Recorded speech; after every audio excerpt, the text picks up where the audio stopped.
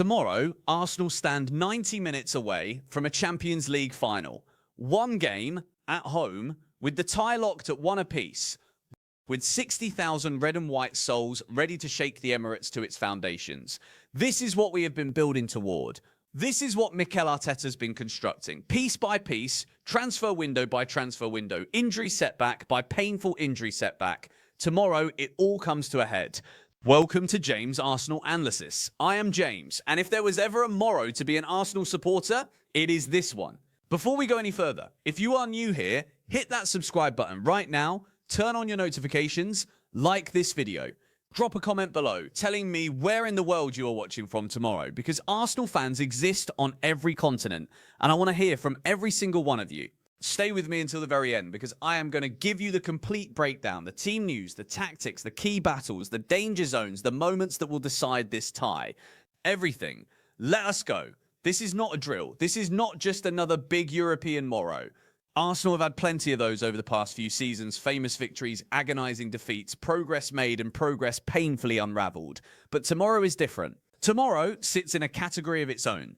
The last time Arsenal reached a Champions League final was 2006, 20 years ago.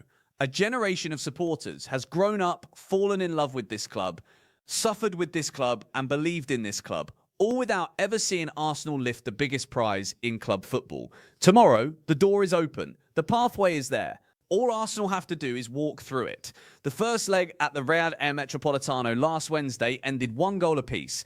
Victor Gyökeres opened the scoring with a penalty in the 44th minute, becoming the first Swedish player in the history of the Champions League to score in a semi-final. History made by our number 14, before half-time. Julian Alvarez equalised from the spot in the 56th minute. A blow, no question.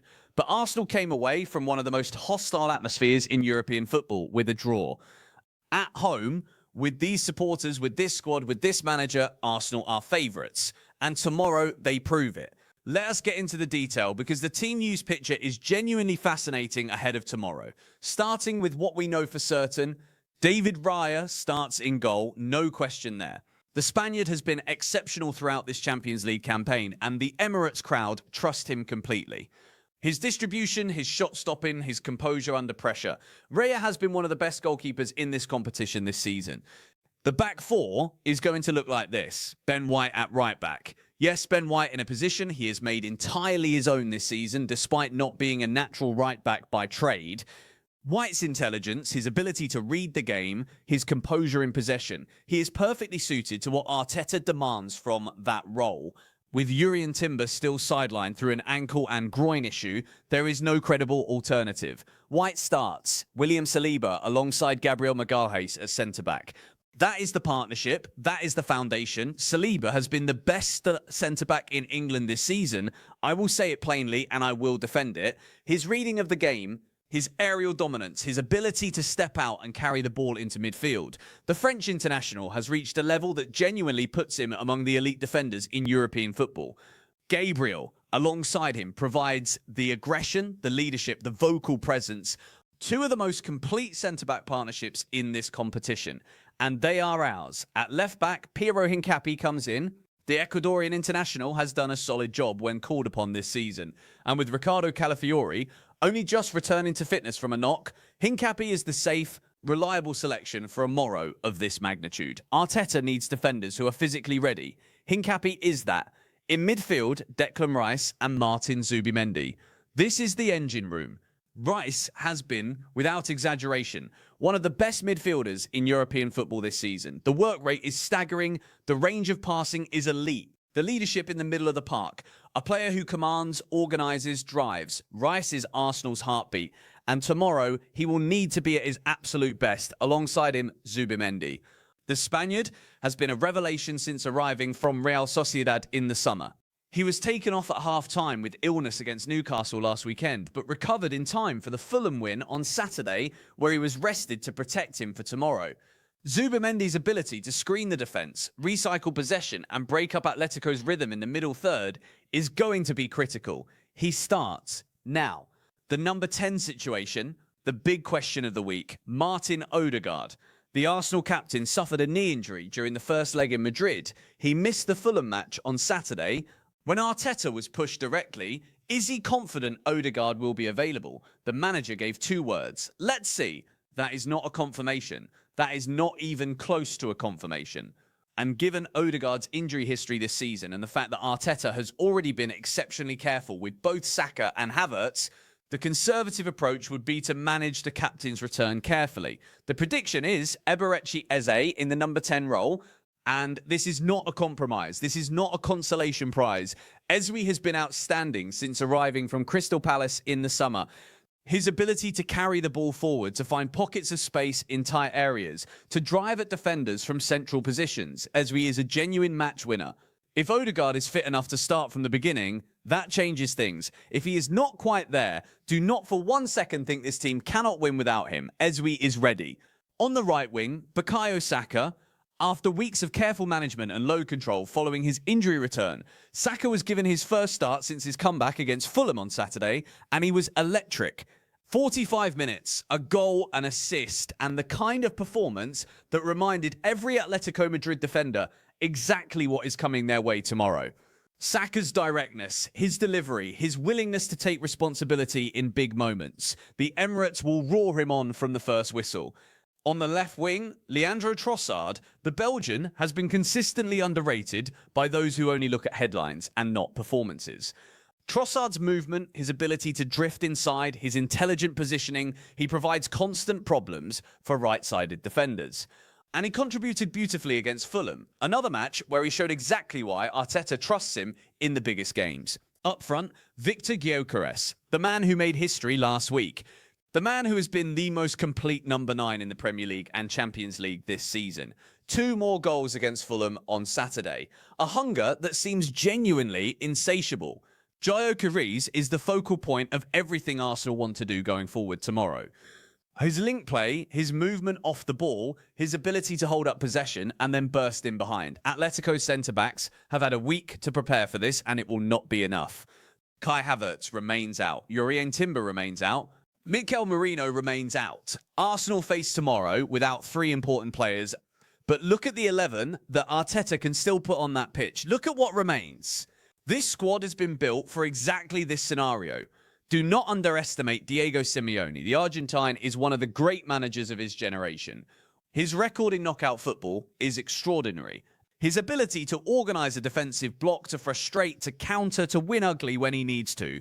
This is a man who has taken Atletico Madrid to 2 Champions League finals. He knows this competition. He knows the pressure of a semi-final second leg. He has been here before. Atletico arrived in London carrying a few knocks of their own from the first leg. Julian Alvarez suffered an ankle issue and was withdrawn before the 80th minute. But the update from the Atletico camp is clear. The test came back clean. There is no serious injury, and Simeone himself was emphatic when asked. Julian Alvarez will play on Tuesday against Arsenal. Those were his exact words. No ambiguity. Alvarez is their talisman.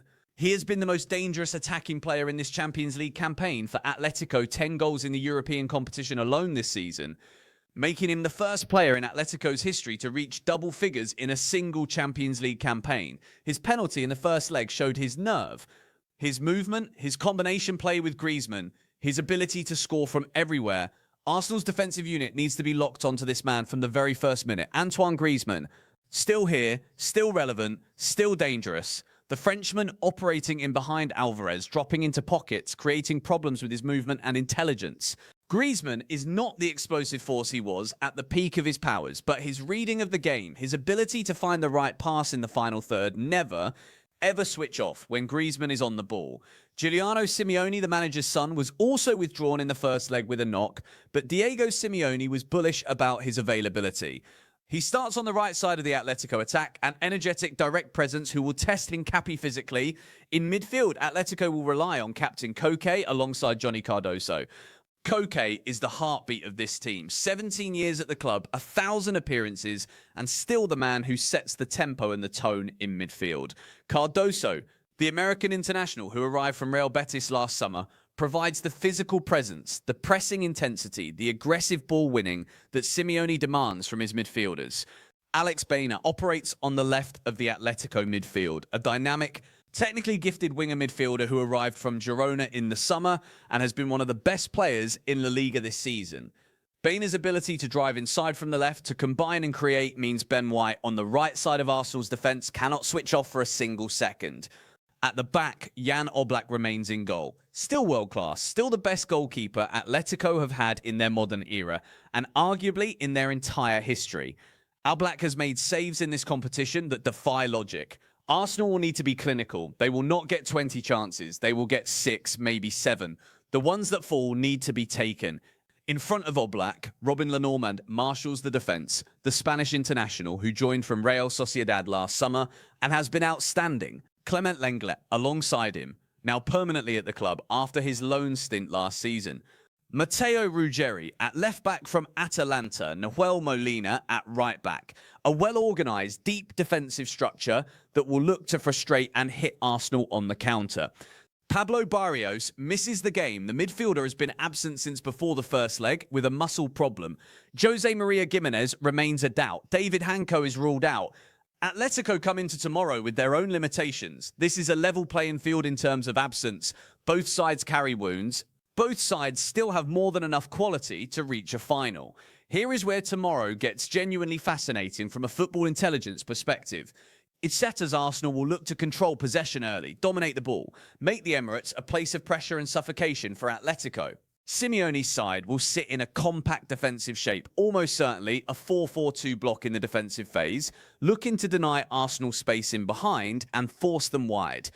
The key battleground is the half space. That zone between Atletico's right-back and right centre-back, the corridor where Saka loves to receive the ball, where Eze can drive at pace, where Gyökeres can peel and create.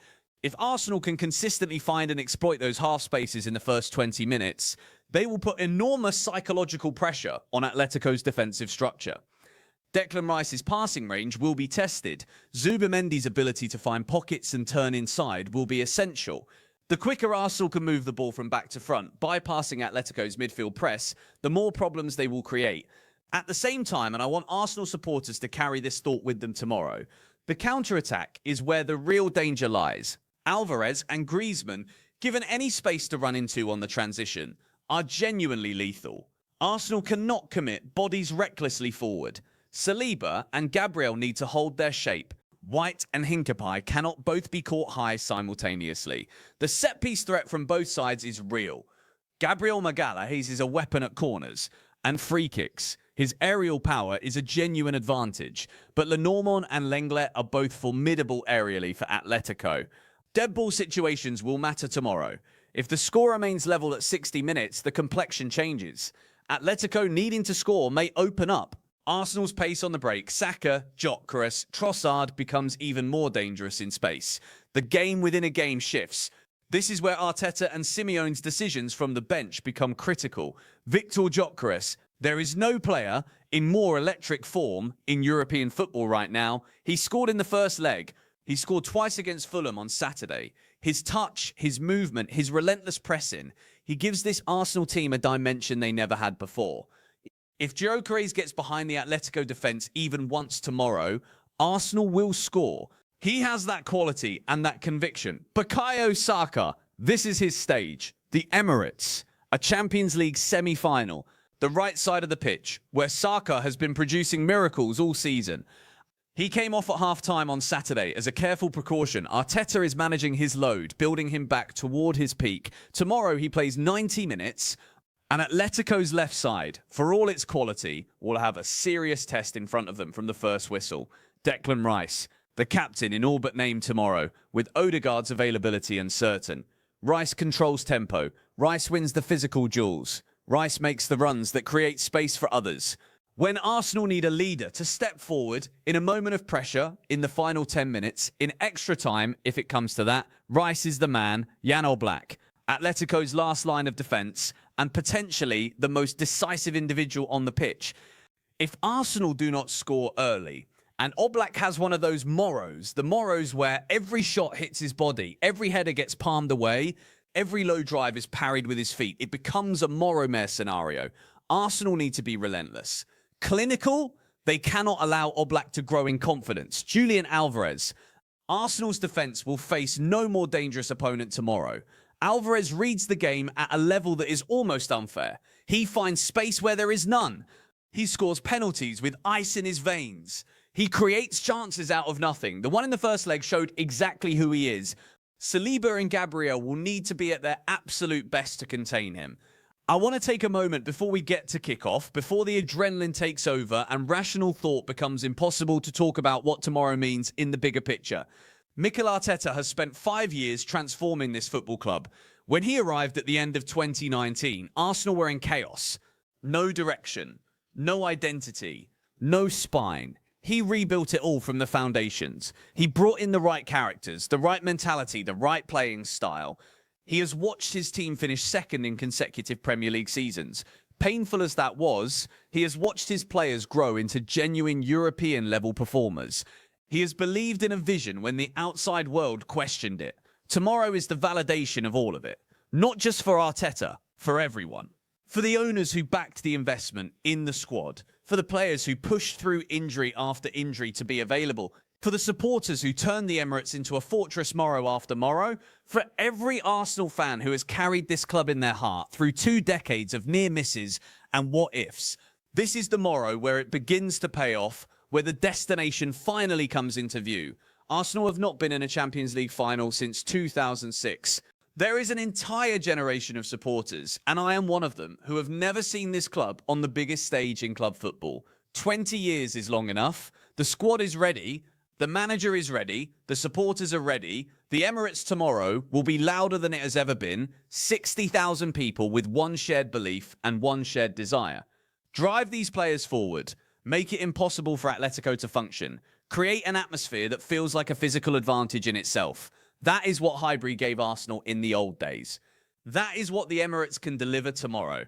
I am going to go there because you come here for honesty, for passion, and for the perspective of someone who genuinely loves this football club. Arsenal win this tie tomorrow, 2-0. Gyökeres in the first half from open play after a combination with Saka. Trossard with the second on the hour mark after a sustained period of Arsenal pressure. Atletico threaten on the counter twice. Saliba and Raya deal with both. Arsenal hold firm. The final whistle brings absolute scenes at the Emirates. Arteta on the touchline, arms raised. 60,000 voices shaking North London. Arsenal in a Champions League final. It is happening. Tomorrow. This is our year. Listen, I have given you everything. The squad picture, the injuries, the tactics, the key battles, the danger men, the moments that will matter. Now it is time to watch it unfold. If you have not subscribed to James Arsenal Analysis, do it right now. Every video on this channel is built for supporters who want real analysis, real passion, and real accuracy. Nothing recycled, nothing fabricated, nothing outdated. This is journalism for Arsenal fans by an Arsenal fan. Like this video, share it with every gunner you know. Drop your prediction in the comments. I read every single one. And hit that notification bell so you never miss a video when the moment matters. I will be back after the final whistle with the full post-match breakdown. Come on, Arsenal, let's go to a final.